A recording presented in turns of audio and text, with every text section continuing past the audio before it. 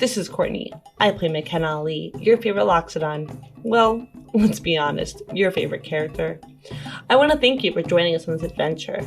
Starlight has taken a lot of love from all four of us, and from the bottom of our hearts, we are so thankful.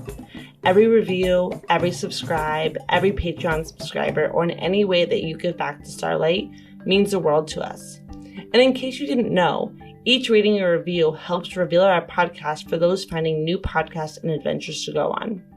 I truly hope you enjoy the venture ahead. Until next time, see you later, Spacers.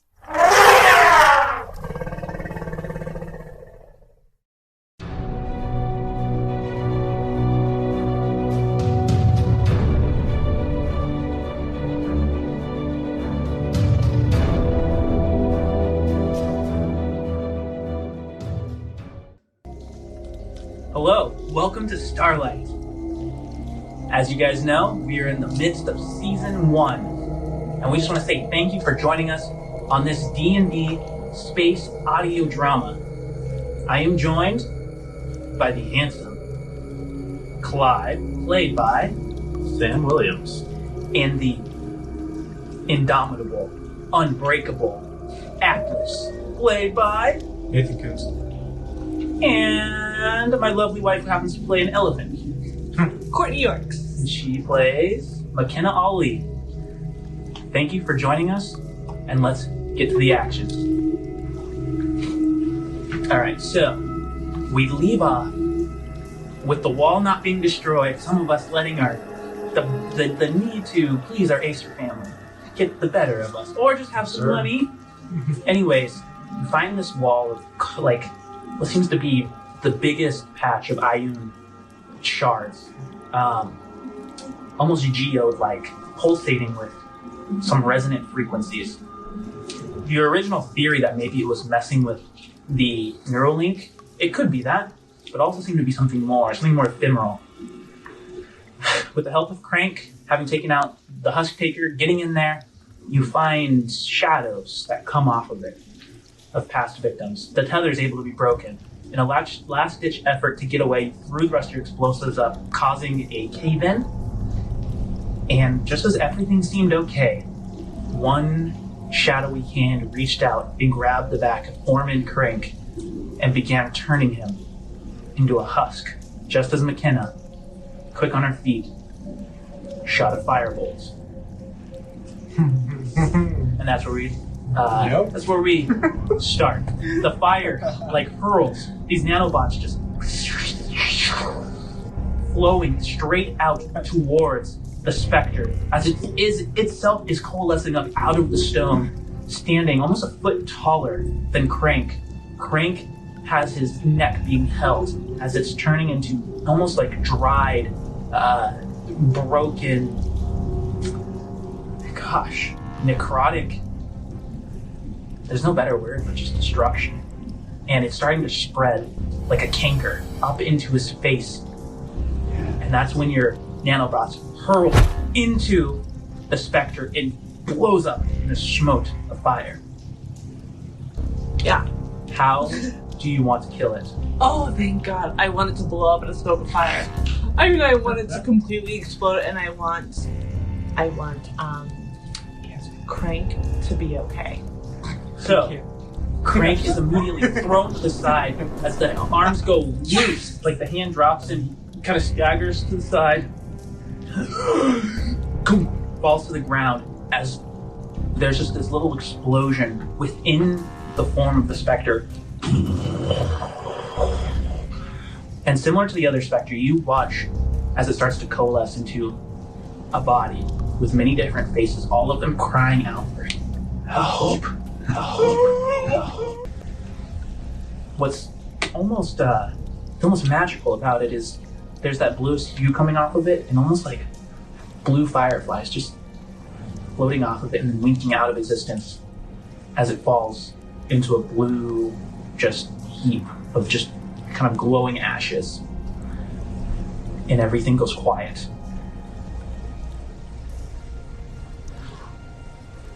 I'm gonna run over to Crank and make sure he's okay. I'm still patching Clyde and myself up. I use one of my medkits for him too, so I marked it down. Okay, so You're able to come back to consciousness, Clyde. As Atlas is working over you, you head over to Crank. I need you to make a medicine check. That would be a 21.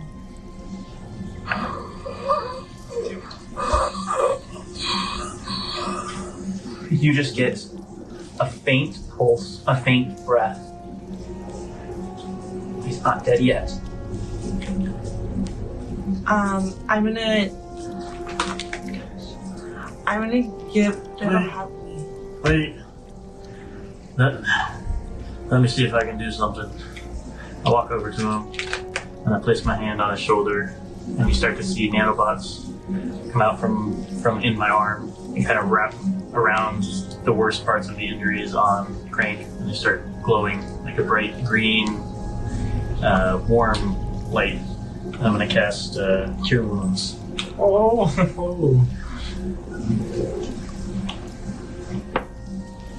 Oh, that's not that great. Crank draws a deeper breath.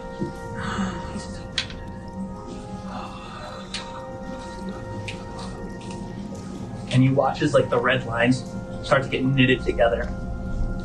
Clive's nanobots making tiny, almost like stitches as it brings the flesh together. The necrotic part, the almost like sandpaper texture doesn't go away, but there's a little bit of his color that comes back, and Crank seems to stabilize, but he's still knocked out. Do I know whether or not he's bound to become a necrotic or become... The necrotic spread has seemed to stop. Okay. His eyes start to flutter open as the nanobots do their job. Where am I? I had the worst dream. It was 6 months HP. Looks around. It wasn't a dream. No, but Crank, you're gonna be a hero after this. I am? Yeah. You sure? You were incredibly brave and strong, I'm sure. If you make it through this, you're gonna be a hero. And we will do what we can to see if we can be released from this place. That would be nice. That would be nice. He tries to stand up. He can't do it on his own. He has to kind of like get McKenna's help. He looks around. Did we do it? I mean, I helped somehow. Did it? We did it. Oh, yeah. Let's get out of here. I couldn't agree with you more. Do we know if the wall's destroyed all the way? We don't, Do I see any more shards on the ground? but They're very, very faint. Like, they're not shards. More like dust. Nope. well, we need to get out of here. Let's start making our way back to the entrance. Before we leave, and I'm not one to want to stay down here in dark and closed spaces, but should we double check that wall? To make sure? Do you want to double check that wall to make sure?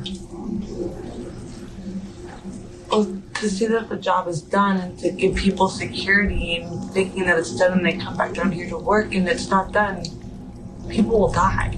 Alright, Crank, this is your last heroic moment. This is to prove. Atlas! This is to prove that you're a true hero. Just remember, the elephant didn't want you to come down here and then get this opportunity did to not know release this. yourself. Can you roll a charisma roll for this speech of yours? No, but I said that. 14. Because it's persuasion, right? Or no, just charisma? His attention kind of rolls over to you. And McKenna, you're the only one that hears this. And he goes, I really don't like whenever this guy talks. But continue. You have his attention. Go check the wall. Make sure everything's right. Give him a big middle finger. He looks at all of you. Do it. Roll an intimidation roll. I just rolled a nat 1. Oh, 10.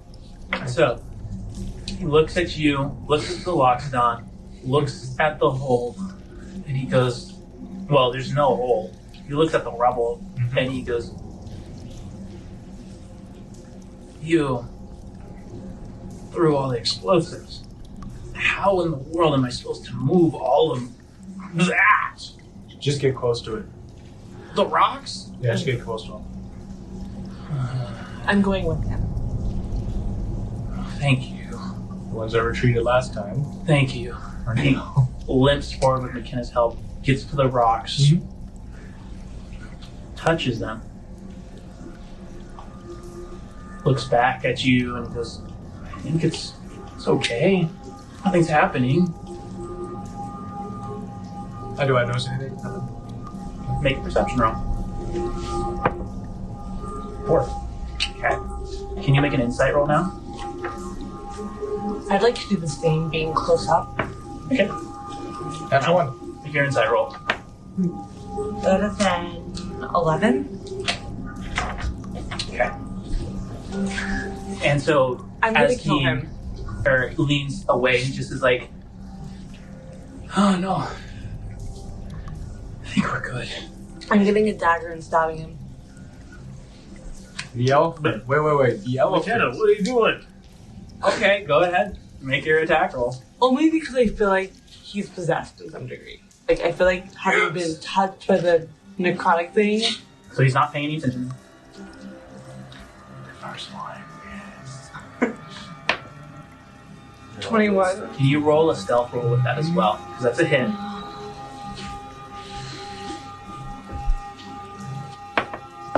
20! I'm gonna kill him. He doesn't notice as you bring the dagger down into the hollow of his back. The dagger sneaks.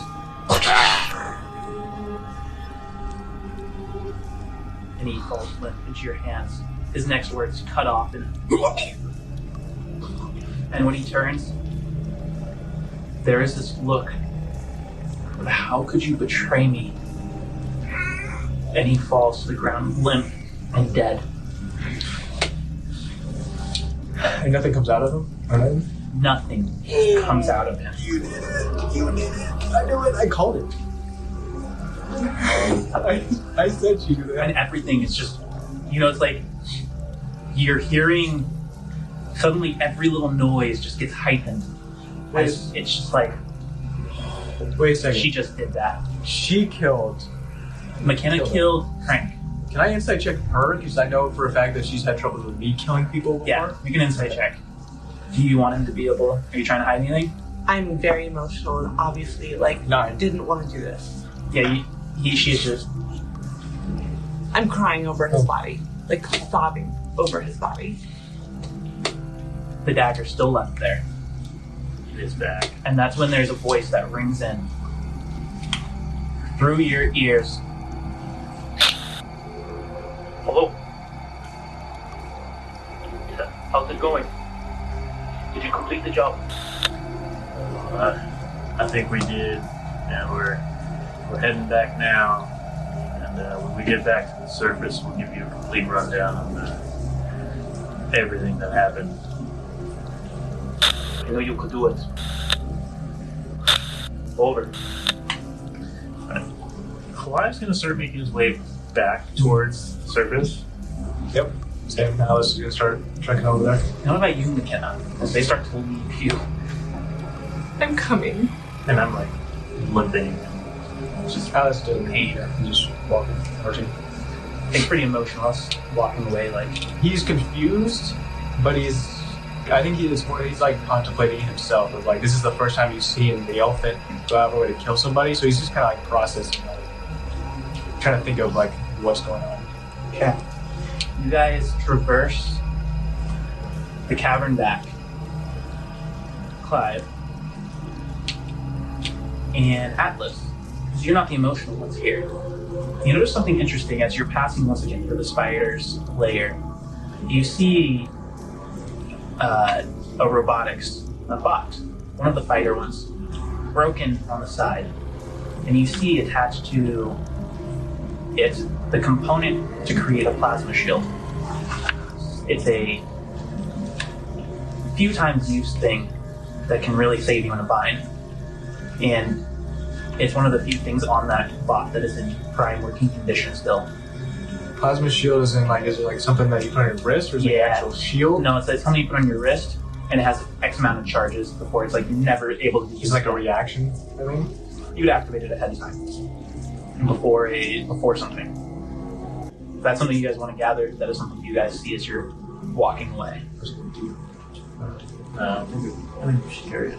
Well, depending on if I can't use one-handed weapon. Yeah, but if we're hiding a lot, Yes, Just a note, I'm carrying Crank's body. because I'm never going Okay, to so be in front. you kind of stumble forward into them as they're deciding if they're going to take this item or not. Yeah, we're taking it. I'm putting it in my bag. Or I'm equipping it. You watch as Atlas just pulls the circuitry list, puts it in his bag. You guys continue until you get all the way back to the lift. You pull the lever. This is that. You are able to get to the elevator, press the button, take you all the way back up into the work camp where the people lived before. As it opens, you see Warden Yip waiting there, flanked by 2 guards. And most of the prisoners have been kind of smoothed out of the way. And there's a big, broad, smile across her thick face, and she goes, "You really did it. Congratulations. I'm a woman of my word. You will find transport to Hanoi and all the other things that we talked about. We can discuss it more on the transport to the bay. But first, let's talk." She motions you and takes you guys to her inside the keep. Inside is nice. It's richly decorated, like almost like mansions style. And as you're carrying Crank's body up to the door, one of the guards looks at you, the proctors, and goes, "I'll take that." I'm gonna hold on to him. You can wait out here then. You're going to hold on to it. Okay. All bodies are to be burned. Oh. He can't be burned. He's a hero. He saved us all. Do you know what this man did? I don't. And you don't want to know. He is no hero. He was a hero to us. What did he do? Why was he actually in prison? Fortunately, I cannot tell you. It is in his files to be kept secret. Same for everyone. Confidentiality. But I will say, scum who break into other people's homes and threaten them and attack their family. They are no heroes. So when you're done mourning him, leave him at the door to be burned. Can I have his ashes? Make a persuasion check. That's a weird. 13 plus 5, 18. Lady, you can sure. Please be sure they're his ashes. The crematorium where it's multiple people at once, I will give you All what I from everyone. I want to make a charisma roll. 14 plus 3, 17. He looks at you and he goes, "No, that's a hazard, a biohazard. I'm not going to give you multiple people's ashes. I shouldn't even. Just leave the body, and I'll see what I can do." Atlas, I need you to intimidate him. What? He hears you say that, and he goes, And you see I was spoken in like the corner or whatever, just waiting. Because we're trying to wait for the warden's meeting, right? Yeah, the warden stops in the open doorway, looks back, and you can see inside like an ornate, like mansion style. And she Alice goes, will look over to him. "Come on." He'll look over to him and kind of be like, "Why do you want the body so bad?"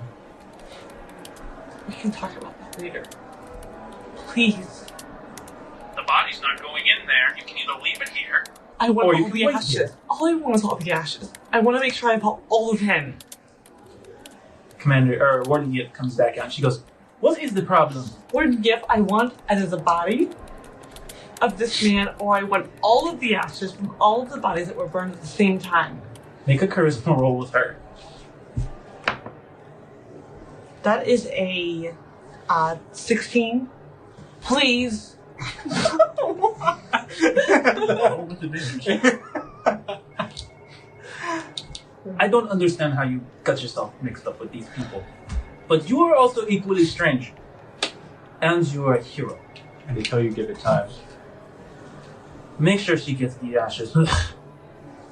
I don't know. Just do it. And she then motions for you guys to come in as the proctor takes the body from you. Thank you. So she takes you in to a back room, just a basic office. You can see there's no family, no nothing like that, just multiple medals of decoration. She sits down. She goes, so, feel me in. And then you'll be on your way. What happened? Well, first off, we got down there and believed we might have figured out what was taking care of most of your men that went down there.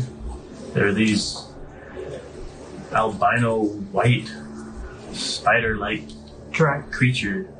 Well, the dragonfly first. And it had webs all over the place, bodies strung from the webs, egg sacs, the whole 9 yards.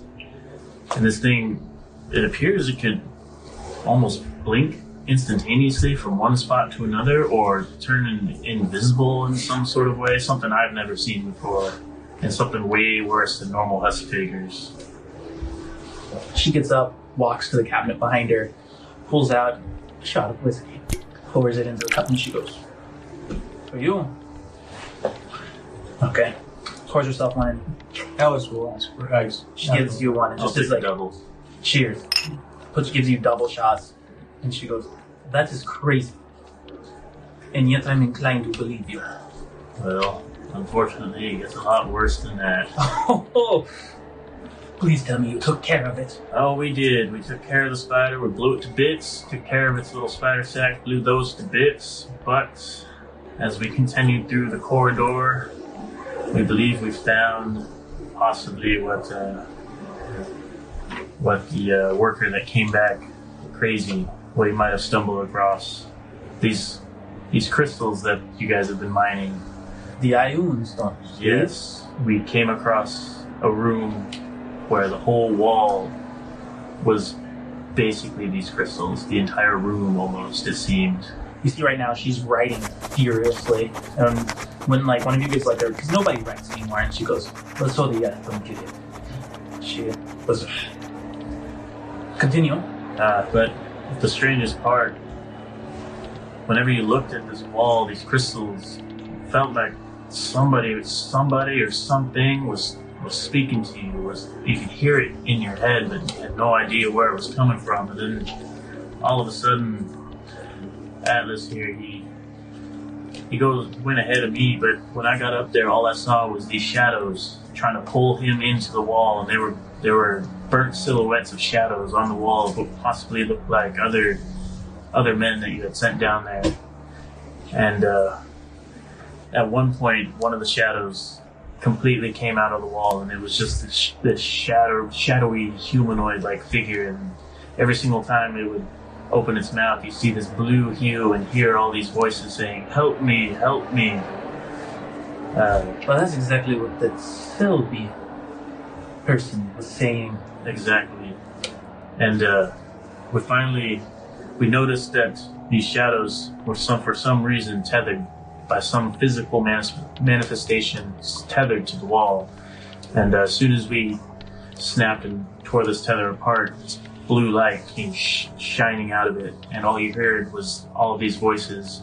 The shadow over this figure began to dissipate, and when you looked at its face, and what we thought was its face, you kind of just see what appeared to be all the faces of its victims, faces of possibly the men that you sent down here.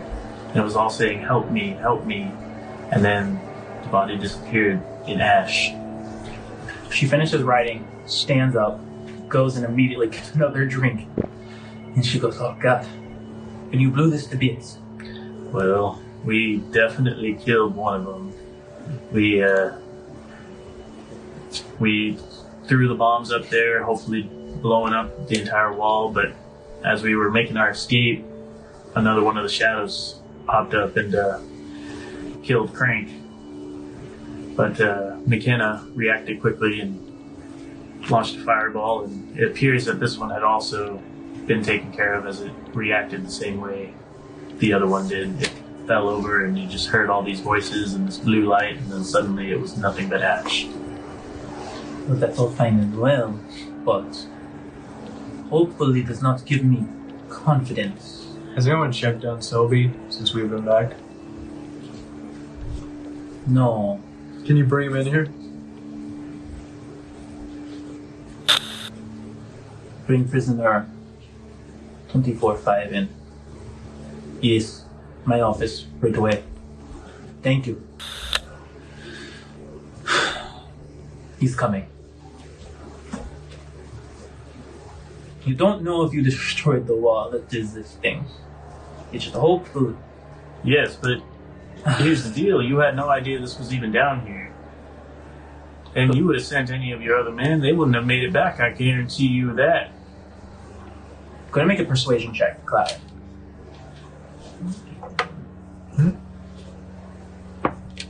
God damn it. 16. You make a valid point. Not only that, but if you can find some way to get down there, you guys have more than enough resource, more than enough of this crystal to mine.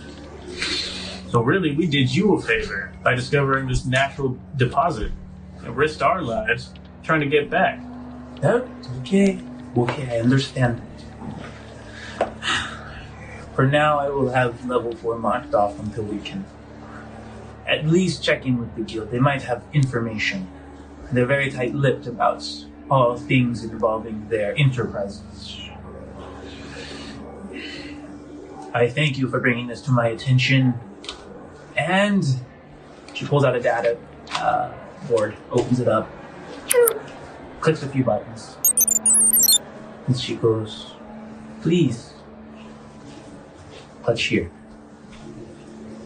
When you press it, it allows your Neuralink to interface with it, and immediately you are alerted with the Starlight voice. Ding. You now have 950 more credits. And she does the same with all of you. 1,000. Just 950 was the deal. She does that with all of you. Does you guys are lucky. before you give have us with yeah. Did Crank have a family? How am I supposed to know? Am I supposed to know all my prisoners' personal lives? Is there a way to look into this? Did he have visitors come and see him? Why don't you look at them? I have more things to do. Like figure out how to get Thela Colony out of here. And now I have this level 4 issue. But I'm thankful you brought it to my attention. I just assumed being the warden, you would know whether or not your prisoners were getting visitors. Of course my prisoners get visitors, but I don't keep track of them. Is there a way to see? Is there a log? Or something I can look at? Go and make a persuasion check. During all this, like, kind of take it 17. back by aggression and McKenna's. Really displaying this aggression. Yeah. I can look. And at that point, the door hisses open. And they bring Selby. Selby's brought in. He's still gaunt looking, pale. And he's walking on his own 2 legs, confused. Looks around and goes, yes, Mistress Warden. My friend, we wanted to check on your health. How are you feeling? I feel tired. I had the strangest dream that I was stuck in this, I don't know, somewhere else.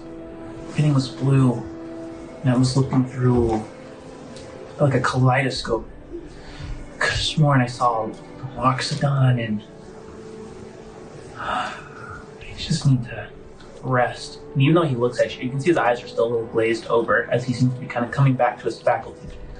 Wonderful. Do you have anything you want to say to Selby? I was just going to use him as proof is that we did our job. That's true. It seems you've done something right. And it seems it's time for me to keep all of my burden. So, do you want to leave now? As soon as I get the ashes, and as soon as I know whether Crank had family or not, and his visitors. And as soon as you delete any evidence that we were here, including myself. It was about that. Of course. I will even delete the particulars of your conversation with the Olfax, including your nature. You know that there aren't too many who are happy. But don't worry. She presses a button and it wipes it and she goes, "You are just another man, Clive Jensen." And now what's going to happen to Horace? He was going to be put on probation, but who am I kidding? He's still going to be on probation, but he's not losing his job. Okay, well, that's good enough for me. All I have to do is report back to the Acers. Well, that's your business. I am a journalist, so I have to report back.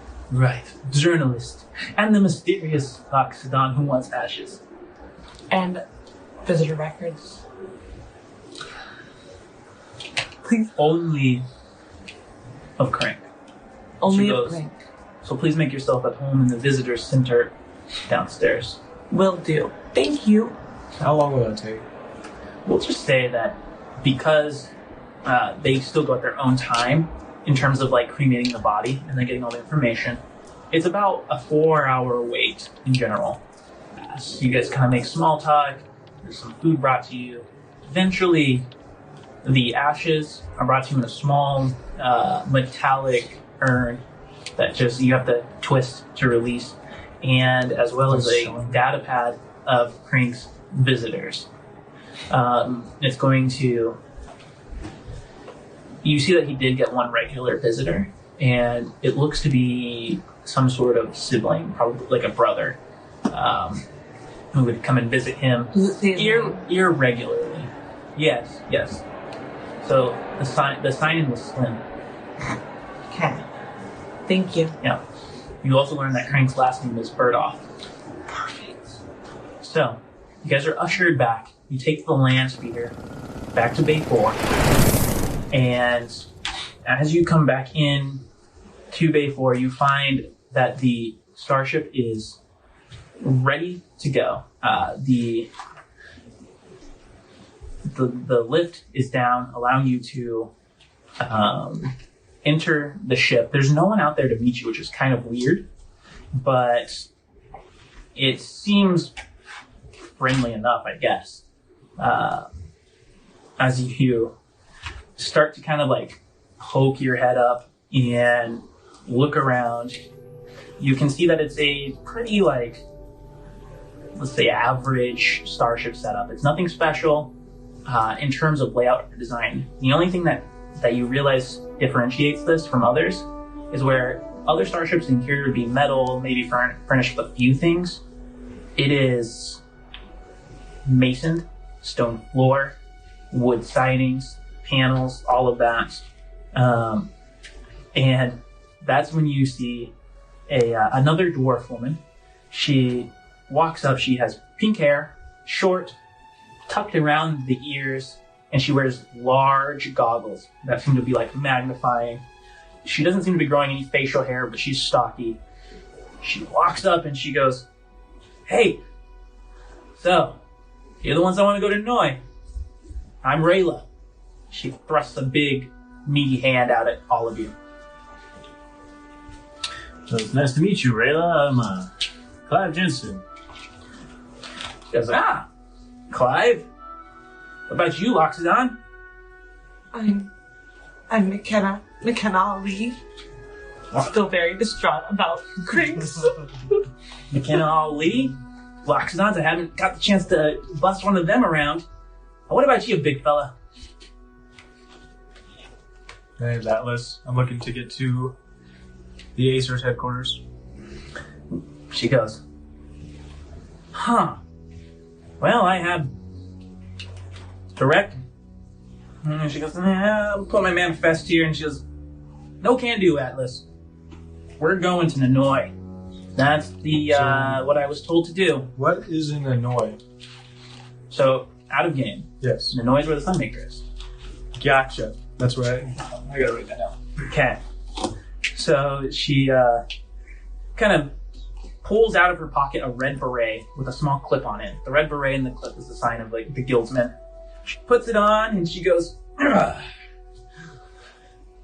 It won't be more than a minute, huh?" Do you have a communication system on the ship, like for like long distance communication? Of course, we have a communication system. Right. Is there any way I could get a hold of the Acers and use like a bunch of different codes or whatever to like code? Yeah, words? definitely, for sure. Okay. You can also use your interface unit to make that call, or your Neuralink. Oh, yeah, I'll just do that then. And Okay. just check it. Basically, all it is just updating them on the information, and I know that I'm now on track to go to where the Sunmaker is. Okay. I'm sorry. I think in my morning I completely missed your name. And I'm not usually this impolite, but I'm so sorry. What was your name? Rayla. Rayla. Rayla Hutchington. Nice to meet you, Rayla. It's nice to meet you. Don't go ahead and cry a puddle over here. I just mopped the floor. She had her first blood. Her first blood. I don't know anything about that, but if you're trying to bring trouble onto this ship, no can do. I don't even have guns. I would like to clarify. This is my 101st blood. Oh. So why are you crying? Yeah, that is a good point. You've done And this I walk before. onto the ship. Do you think she's gonna be like this the whole trip?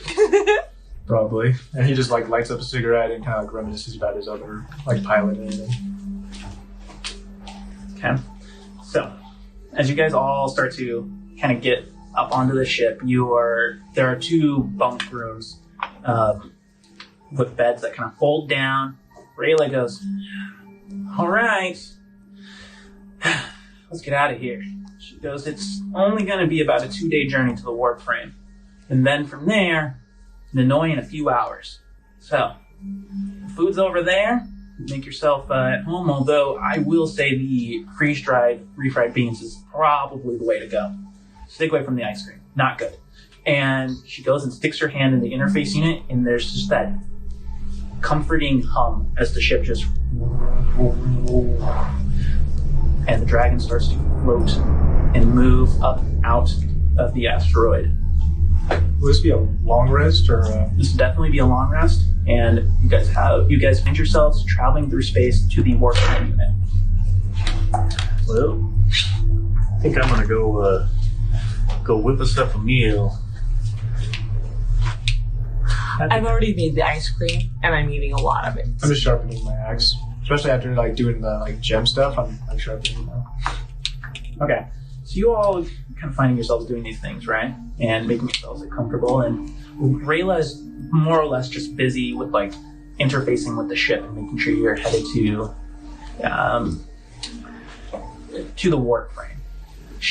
Once the ship is set and on its course, she finally like pulls out of the meaty flesh control unit, cleans off her hands with a towel, and let's say if you're the one making the food, Atlas, you don't put off the most friendly vibes, usually. So she walks over to Clive, and she goes, what's your guys' story, huh? Don't normally get asked by the warden to just ferry people around. Well, we all met under certain circumstances I won't necessarily go into. And, well, long story short, we just kind of got wrapped up in this whole prison thing, and we were trying to escape and had to end up making a deal.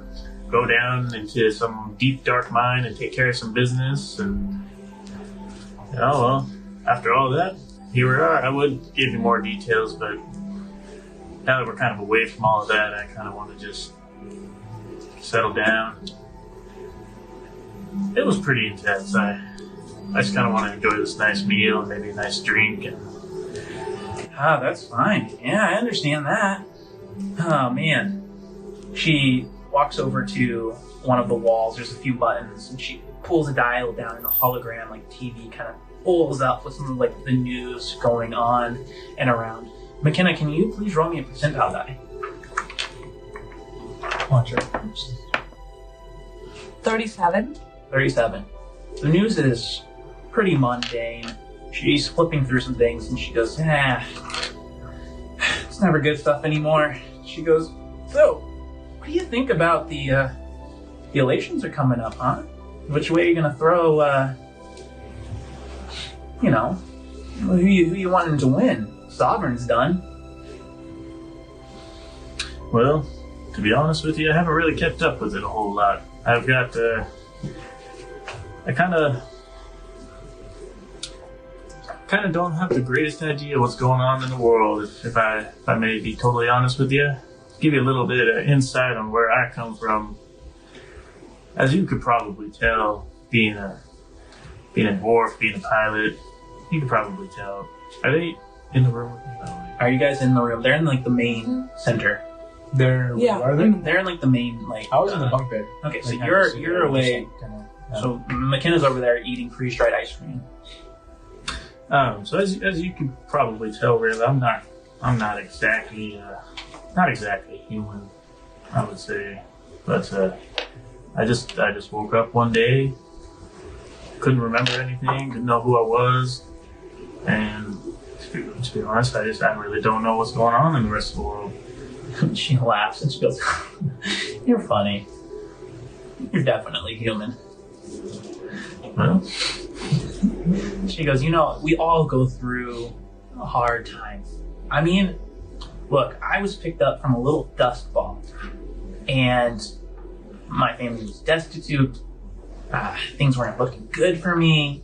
I was just going to be a junker, both in job and in person. And the trick is just not to give up. Okay, Clive? well, that's why I'm here now, but not to one-up your story, but I woke up on a battlefield surrounded by a bunch of mutilated bodies. Roll a charisma check.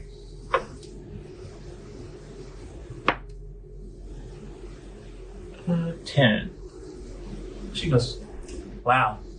No, you one-upped me. She kind of falls silent. And then stands up awkwardly, straightens her like jumpsuit and walks away. And it's like... Now, hold up one second. Before you walk away, her shoes creak as she stops. try some of these refried beans for me. I've been kind of working on this recipe a little bit. Go ahead and make one more charisma roll.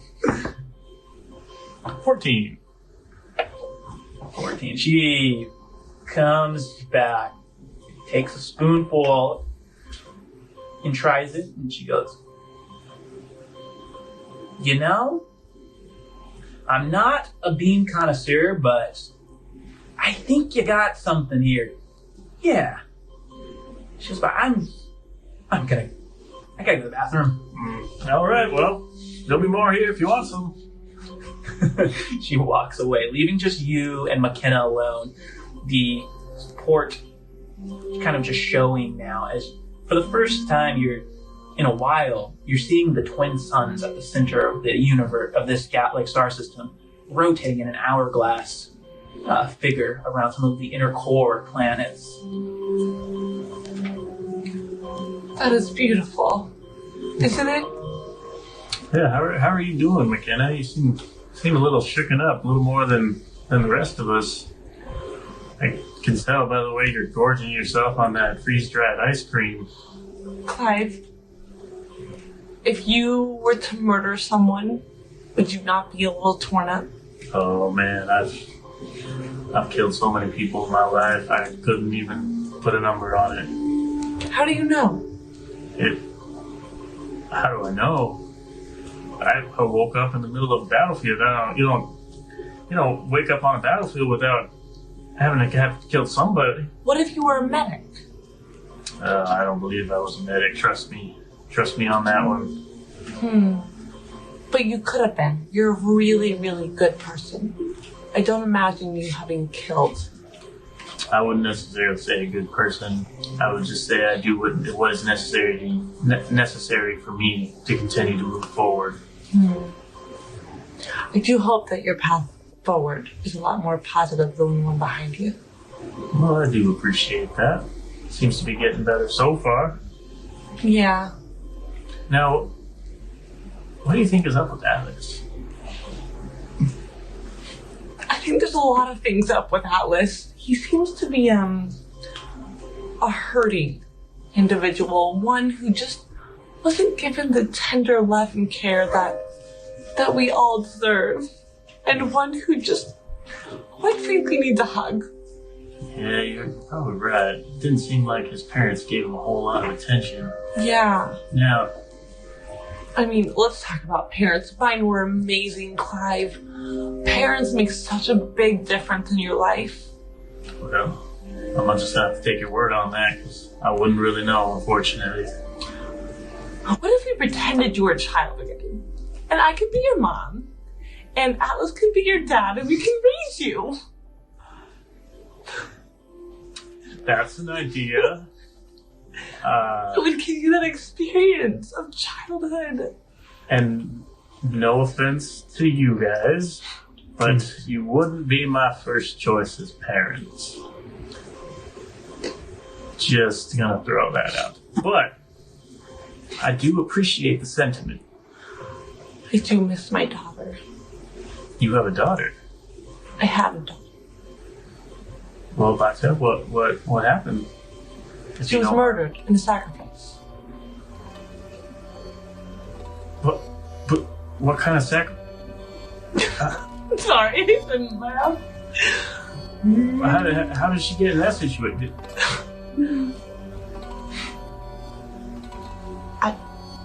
I raised her in that situation. You raised your daughter to become a sacrifice, and you wanted to take me as your child? Well, see, now I'm just gonna have to say no to that.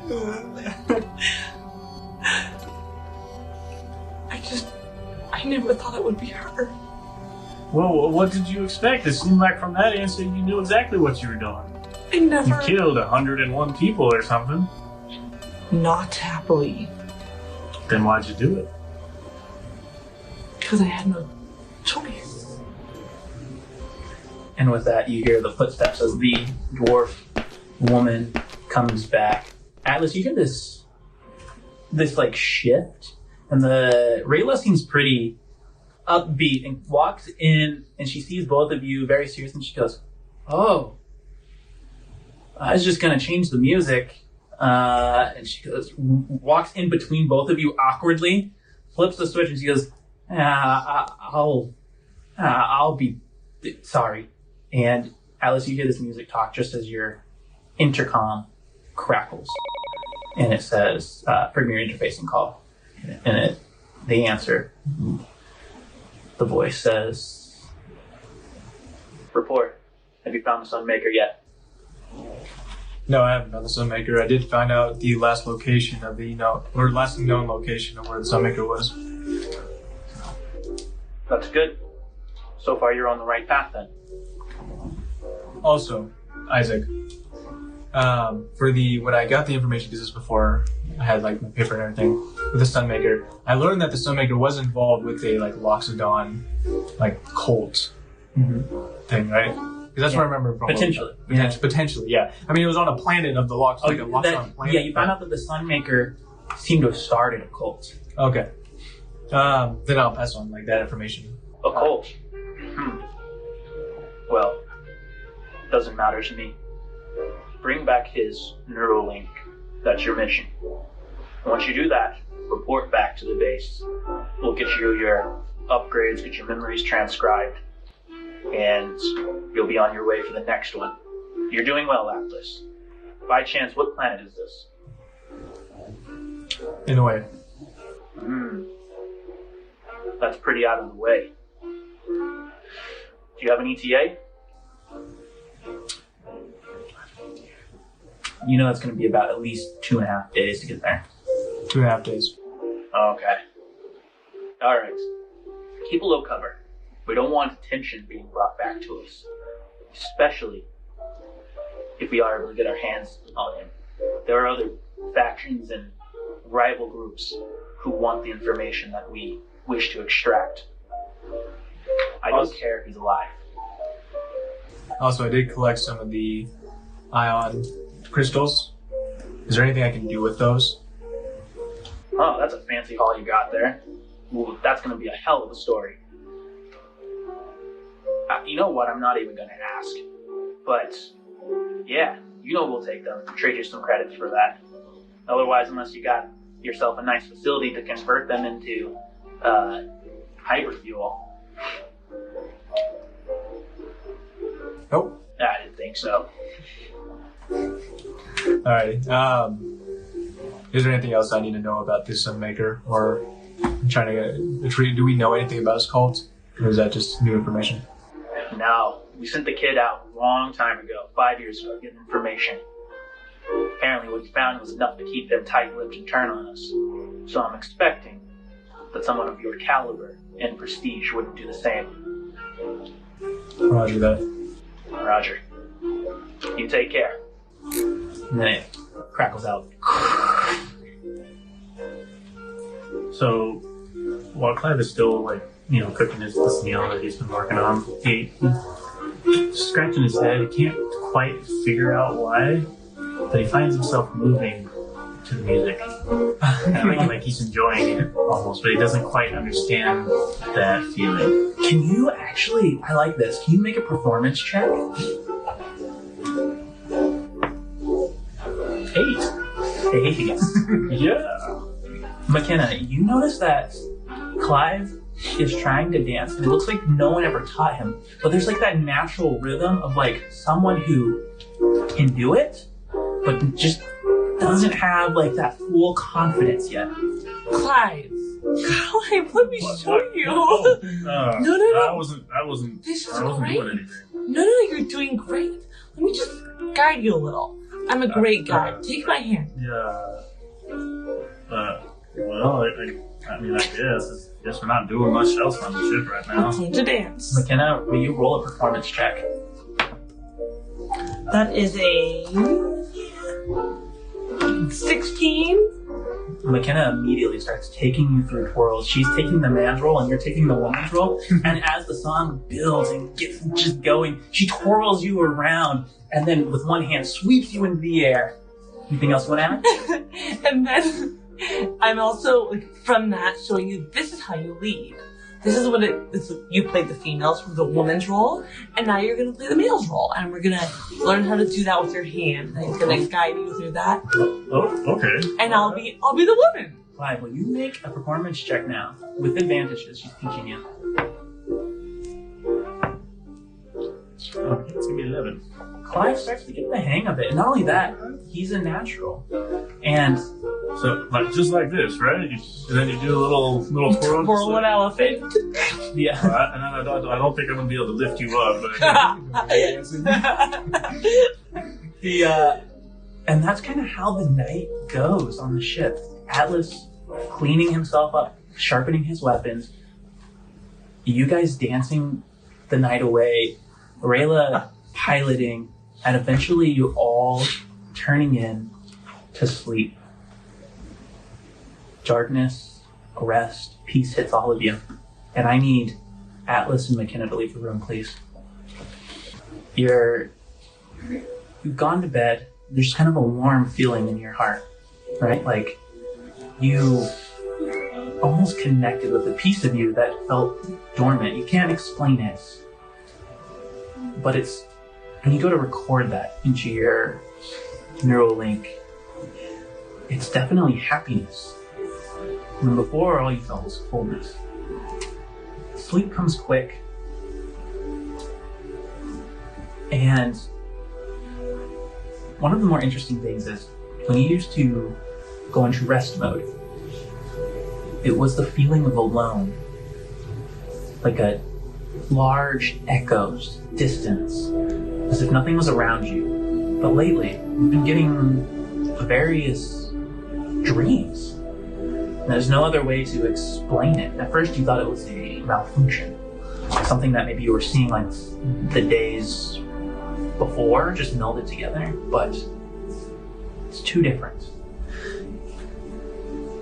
There is a darkness, and you hear a voice say, "Shh, it's okay.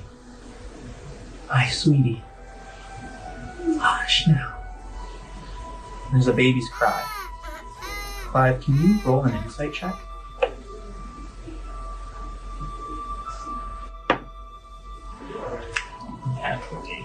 You don't know why, but you're convinced that the baby's voice is yours. You don't know the woman's. The woman's voice can be heard, and she says, "He's special. He's special.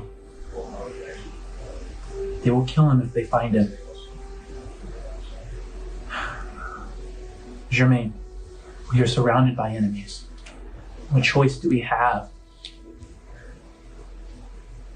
The voice kind of turns towards you now, where it was kind of like far away talking to someone else, and it says, "Don't worry.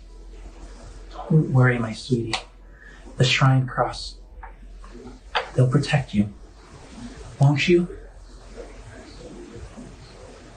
A man's voice kind of speaks in and grumbles. "Of course they will. You know they will." And then there's a new voice. And it says, well, actually it's the same masculine voice, and it says, "We have no choice. Darla, quickly." That's when you hear just a faint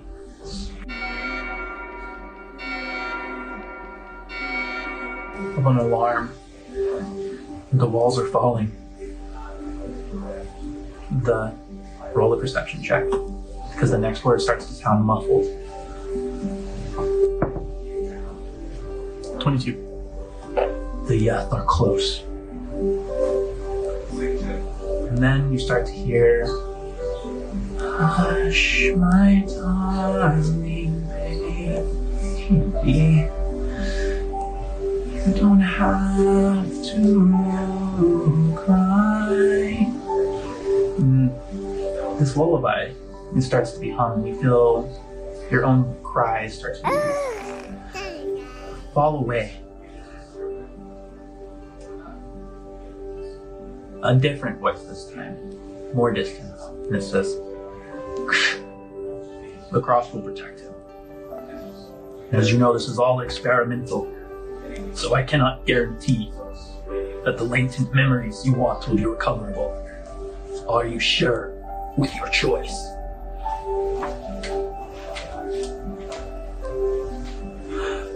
It's this, or it's his death. And that last word just echoes. And suddenly you're back to that place alone, the synthetic dreams of nothingness, floating. And then all goes black right before you awake in the morning. And everyone can come back. The next day goes by pretty uneventfully. You get to know more of your pilot's personality. Rayla's very outgoing, very happy to do, and she loves old-fashioned music. And eventually, as that second day starts coming to a close, she goes, there it is, right ahead. And she goes, "Viewport, open." And there's a hologramic viewport that opens, and you can see ahead a ginormous circle. This circle is metallic, and it's unfathomably large. You see that it's a great space station that is almost glowing from the sheer amount of lights attached to it. You realize it could probably harbor an entire city. It is ringed so that you can see through it. On the edges of the center hole are various mechanical posts, large enough to fit dreadnoughts in between. And you realize that this warp frame could probably fit about 20 dreadnoughts. That's how big it is. There are dozens of dragons right now heading into the various ports. The ports are built into the sides of the warp frame. A voice hails over the intercom and says, "Credentials." Rayla sends them over. "Bring them over to port 3-3. She goes, "You got it, boss, right away." And she starts to bring you in slowly to the warp frame, slowing it down.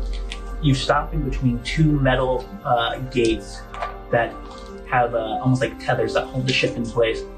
And you see dwarves in second like skin suits and rebreathers walking out, and they're kind of floating. And they have these hoses, and they bring them up to the various ports of the ship. And they start to kind of like fill it up, and Rayla goes, well, shouldn't be more than a couple minutes, and then we're on our... Sorry to bother you. The voice rings out again, hailing the intercom, and it says, "We're checking for scent. The Reverie's here, making emergency checks." She goes, well, guess it's gonna be a little bit longer than that. She goes, I hate them, they're gloomy. She goes, "What?" Looks right at you, Clive, and she goes, "Like you said, you aren't human, right?" And,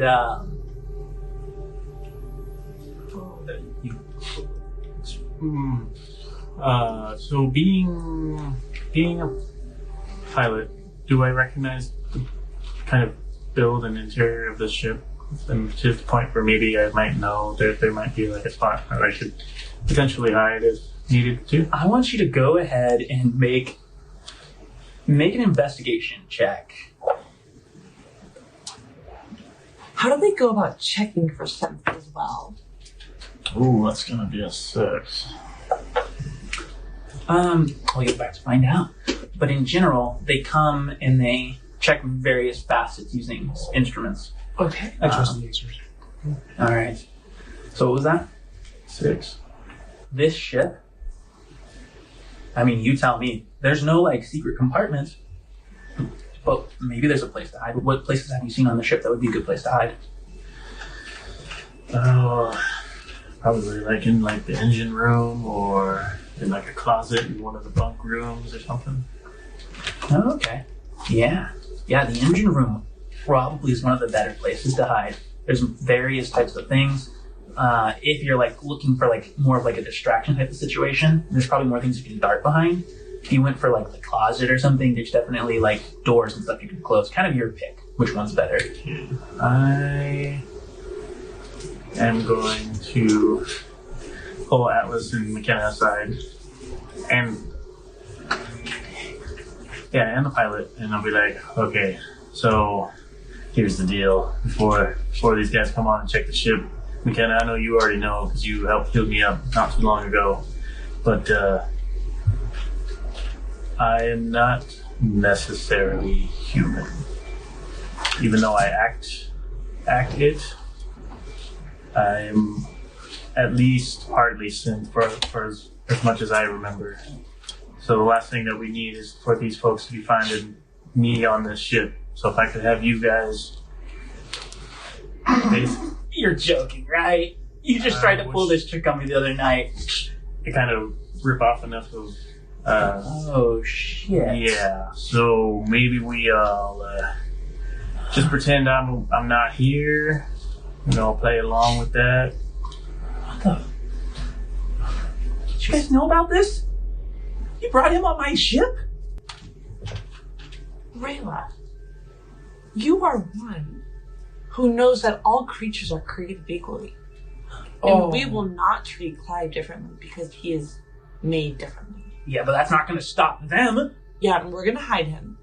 Besides, Rayla, you are only tasked to get us here. All the extra details you don't need to know anything about. Oh, great. We would have been better off if you kept me in the dark.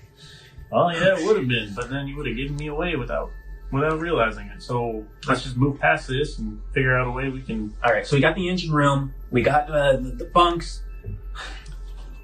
Clive, I am going to try to make a disguise for you, in addition to you going into the engine room. So if they come down there and they see you, we could have a disguise already prepared, and you can say you're working on the engine. Works for me. All right. Deception? Deception works great. So, 18. For trying to hide him? More for a disguise. Oh, okay. Yeah, so if they come find him and check him. what does this disguise look like? Crank. He just said crank for anyone who didn't hear that. Well, what about you look synth like? Is it more like a scan of the inside to see if someone's a synth? Yeah, have you never seen that? No. They have they measure to see if there's gel circuitry and all of that sort of stuff. It might be just better for me to hide some. We're gonna make you look like piping. In the engine room. Are you joking? So go put on some gray and black clothes, paint your face gray and black. So if they come down there, you can disguise yourself as a pipe. Alright, well, I've already got the black clothes and I'm pretty sure I'm already kind of right there, ready to go, so I guess I will go and try to make myself look like piping. As he's going to do that, I'm assuming you're going to help him, McKenna. Yes. Rayla looks at you and he goes, "Are they joking?" I don't think so. Holy shit. I need you guys, as you're going to make this, Clive, I need you to make a deception check with advantage as McKenna's helping you. 17. All right. So eventually you do your best piping joke, and you go and hide somewhere applicable. Like, And eventually, as much out of the way as possible, because I've kind of also picked up on this might not work as a disguise. yeah, okay. Well, eventually as you're hiding back near the engine room and all that, you hear Rayla from the distance, and she goes, "Hey, welcome aboard." No. What? You're kidding. And then there's a voice that says, "Out of my way." There's these heavy footsteps. I'm right next to Rayla. Yeah, and so They just walk by me? for those of you that are up there, like that's what he's hearing. There, you see 3 figures walk in, white robes, red stripe down the middle, and what looks like hundreds of tiny crystals hanging by silk strands across down their bodies. They carry simple weapons, and every single of these 3, it's really hard to tell like basic differences outside of eye color and like size and stuff, because their skin has been painted to be yellow. Do any of them look like to be like the main leader? Is there one who's like heading this up? Yeah, the one in the center. So I'm gonna message it to his mind in a very deep tone. So message is a whisper into the ear, not into the mind. Oh, perfect. Oh. Yeah. Yes, I'm gonna do it. A whisper that we found a synth on another ship. We have backup.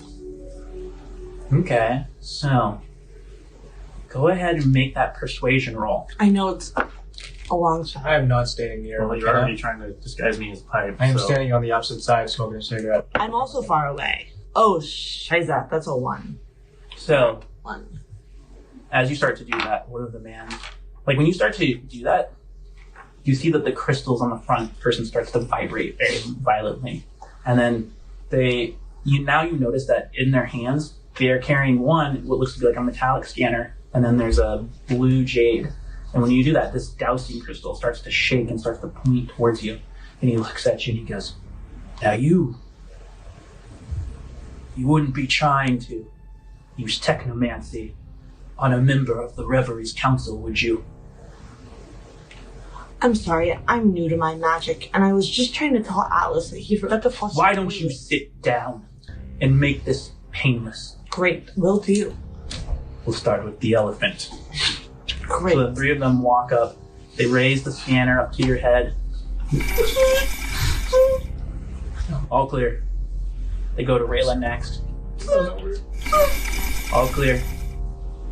And they go to scan you. Yep. All clear. And then they go, "Ooh, Captain Hutchington, it says here that you are carrying 3 passengers. Where's the 3rd? And she goes, oh, 3? I must have mistyped that. Because you're hiding Clive, will you please roll her deception roll? She has a +3. That's pretty good. 6. Oh my god. She rolls they roll a natural 20 and they go, right. Tear the place apart. We don't like when people hide things. Do I hear that? You do hear that. Okay, so when I hear that, I'm going, knowing that if they found me in disguise, I would probably get in more trouble. I'm going to take the disguise off and revert back to the just being an engineer working on the engine kind of thing. Okay, They're gonna scan you. They're going to tear the place apart to find me. And how many there are? There's 3 of them? Yeah. There's 3 that are in the ship. Yeah. Is there any near the entrance or no? No, there's none at the entrance, but let's consider that one of the highest crimes if you tried to kill them. Well, I would never do such a thing. They start to walk down towards the back. You hear them as they're going through each room, and eventually the doors open with a hiss. They come into the engine room, the only metallic room where you are trying to look like you're working on the fusion core. Go ahead and roll a deception check as you're working. Can I support him? What are you going to do? Support him. Talk about Clive's experience as an I engineer got a 10. and how he's like a really great engineer and he's done incredible stuff. Yeah, well, why didn't you report him if he was so good? Report him. Your captain tried to hide that there was a 3rd passenger. Sir. And now, realizing that they've been trying to hide this, you see 2 of them put their hands on their weapon and start to kind of pull out these plasma blades. No, hold up. I mean no harm, no nothing. I'm just a humble engineer working on this engine here. My name is Clive Jensen. It is a pleasure to meet you. Stand up. We need a scan. All right. Well, scan away. Got nothing to hide. Will you please roll me a charisma check to see how well you hold your nerve?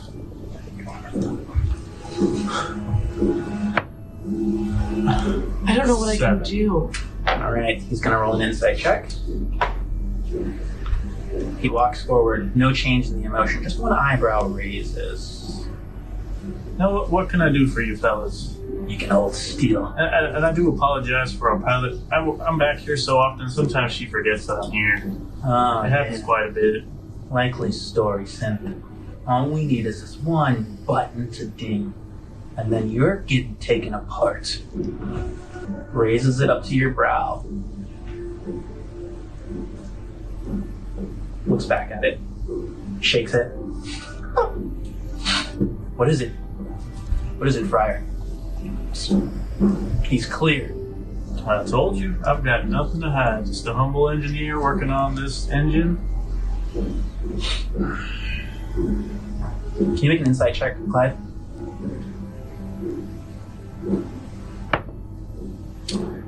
Going to be a 13. You just catch the so subtle dilation of the pupils of someone taking a memory snapshot with their Neuralink. Then he goes, so it would seem. Enjoy your, he holds up the manifesto. Trip to Thela. Captain, be on your way. You're clear. And next time, don't forget your mechanic. And they all leave. The captain's just like, huh? Yeah, see ya. That was close. You guys want to get the hell out of here? Oh, yes. Yes, please.